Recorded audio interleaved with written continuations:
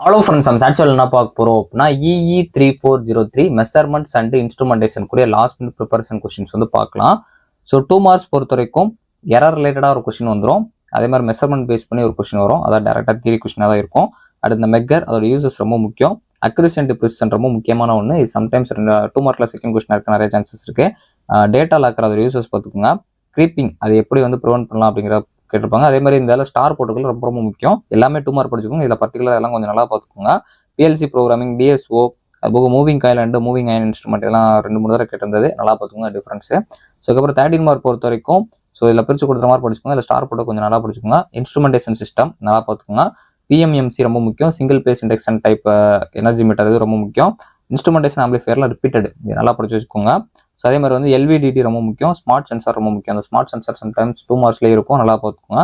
DSO ரொம்ப முக்கியம். Data vloggers ரொம்ப முக்கியம். ஸோ இது போக 15 மார்க் பொறுத்த வரைக்கும் 3 பேஸ் AC சிஸ்டம் பார்த்து வச்சுக்கோங்க.